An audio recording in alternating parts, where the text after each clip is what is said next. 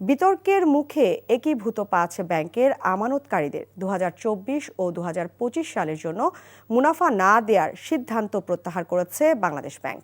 নতুন সিদ্ধান্ত অনুযায়ী ২ বছরের জন্য আমানতকারীরা ৪% হারে মুনাফা পাবেন।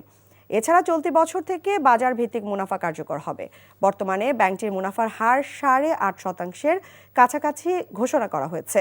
এর আগে গত ১৪ জানুয়ারি বাংলাদেশ ব্যাংক এক চিঠিতে জানায় ২০২৪ সালের ১ জানুয়ারি থেকে ২০২৫ সালের ২৮ ডিসেম্বর পর্যন্ত সব আমানতের ক্ষেত্রে কোনো মুনাফা প্রযোজ্য হবে না। কেন্দ্রীয় ব্যাংকের এই সিদ্ধান্ত ঘিরে তৈরি হয় বিতর্ক। বাংলাদেশ ব্যাংকের ওই সিদ্ধান্তের পর সম্মিলিত ইসলামী ব্যাংকের বিভিন্ন শাখায় গিয়ে ক্ষোভ প্রকাশ করেন আমানতকারীরা। একীভূত হওয়া একাধিক ব্যাংকও তখন লিখিতভাবে কেন্দ্রীয় ব্যাংককে বিষয়টি জানায়।